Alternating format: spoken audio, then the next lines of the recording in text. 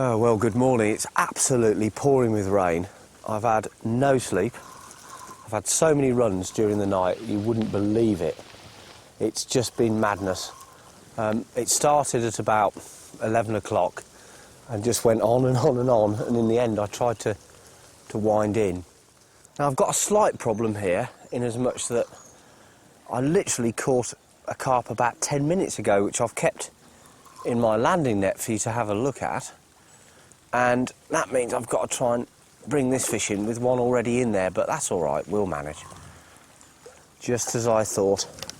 Now that is a little common carp.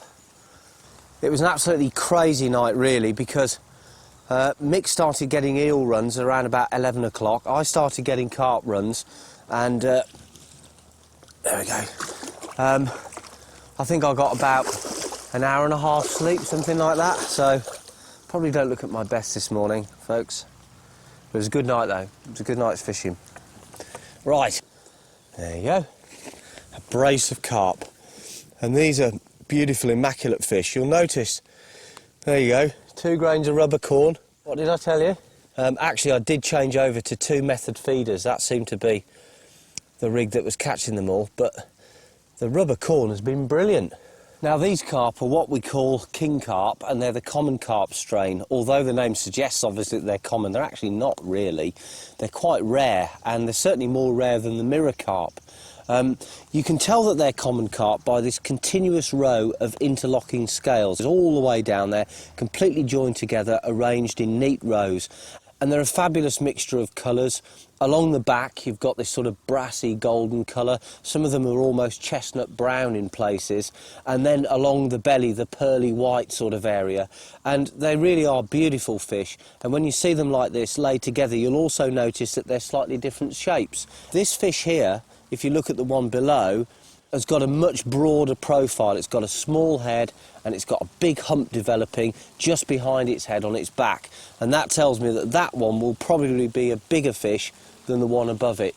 So the growth rates will vary, and they can live actually to a tremendous age, these fish, 40, 50, even 60 years sometimes. So they're very long-lived fish, fantastic creatures, and quite fascinating altogether.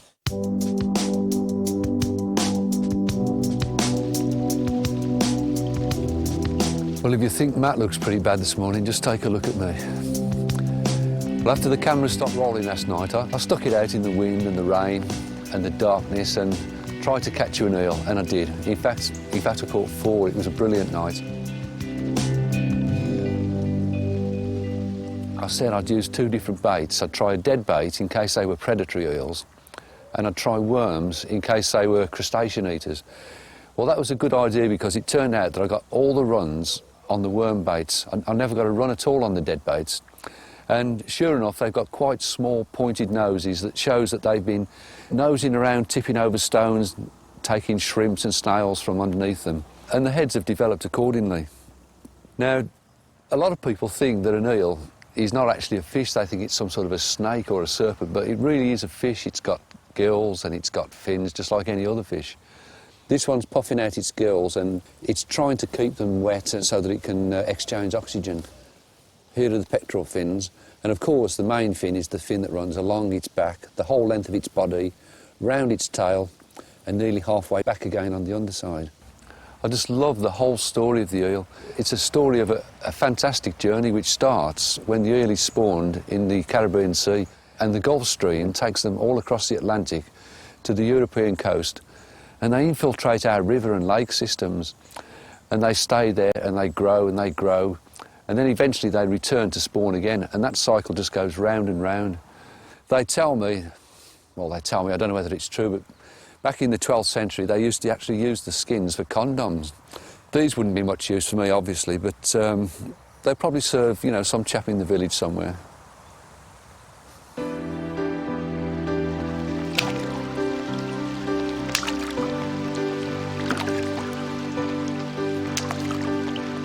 Well, the weather's absolutely lousy, but what a fantastic night's fishing.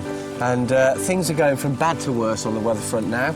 I need a shave, I don't think I've got time to get one because we've got another fish to hit now. It's another member of the carp species. It's called the grass carp, and there's a little lake not too far away that Mick and I are going to go and have to visit. So all of the niceties and changes of clothes and everything are going to have to wait until we've done that part of the journey.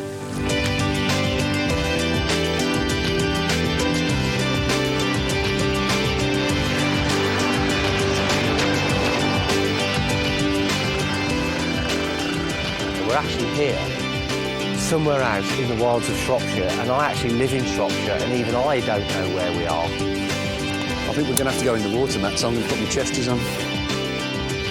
But this lake's not been fished, really. It's a wild lake. I'm tired, actually, are you? Tired? Well, that's a stupid question to ask you, isn't it? I am the original sleeping man. God, I'm tired. It's in my fabulously organised system. Do you reckon £8 line? That weed's not that bad, is it? But I think they're mainly grass carp between about 12 and 25 pounds. There's no catfish, is there? No. Right, well, I'm going to fish for these grass carp on surface baits. Mick's going to fish on the bottom, so it's a divide and conquer approach again. These are dog biscuits, and they'll float on the surface. I've flavoured them up with this corn steep liquor liquid, which will make them more appealing to the fish. The smell will get into the water, and they'll enjoy the taste of them more. So it's a little bit like feeding your dog, really. They can be a little bit picky. We've got to be really quiet here. The grass carp is a species known to be very, very cautious and wary. These fish haven't been fished for, so they're going to be super cautious. So we're going to fight our way down through this bit of undergrowth. It's nice and calm today, which the fish will like. I'm just going to put my stuff down here. I've got a good view. It's been here a long time, this lake. It's basically in a farmer's back garden. Heaven knows when the fish were stocked here. No one knows their history, and I love that stuff. Now, I'm going to fire out a few biscuits.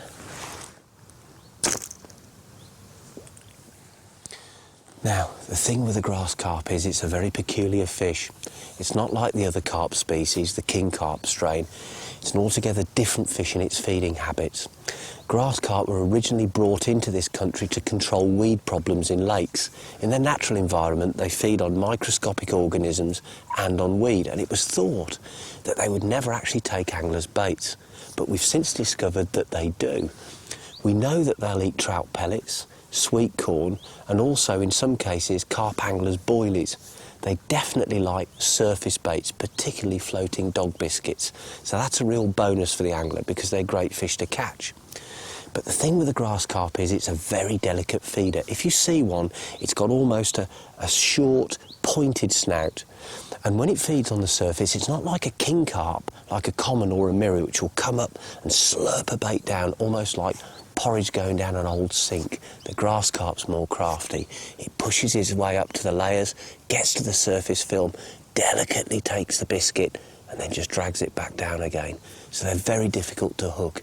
And one of the problems I'm going to face is sorting out the grass carp from the ordinary common carp that are in the lake. That's going to be the most difficult part, I think.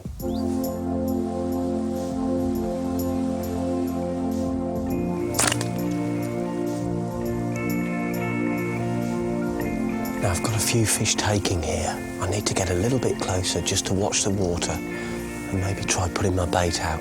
If I see an ordinary carp coming for it, I'm going to take it out of the way.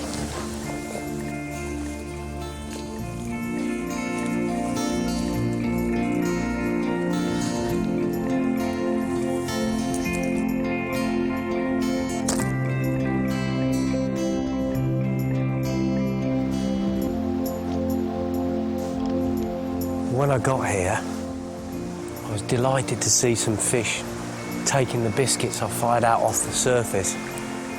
Suddenly got this awkward swirling wind, and the fish just aren't responding now. I really don't like it.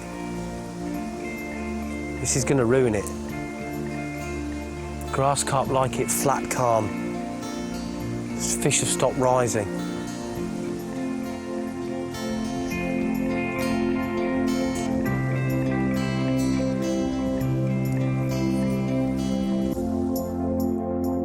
Well, I'm not so sure I'm going to get this one out. It's gone straight in a really thick bank of blanket weed and it's feeling pretty solid. I saw the fish, cast to it, and it took it straight away, and 3 seconds later it was in the weed, so I don't know what I'm going to do now. I want to get it out of the weed, but I still want to be very quiet because there's other fish feeding, and I don't want to disturb them and lose the chance of another go if this one comes off. Just saw you from the other side of the lake. Yeah, there's nothing I could do. I struck, and literally 2 seconds, and it was solid. I saw it dive down. I didn't give it a chance to run. Have you got quite a strong line on? I've got an 8-pound line on. Yeah, it should pull through. It's starting. Oh. No, I pulled free.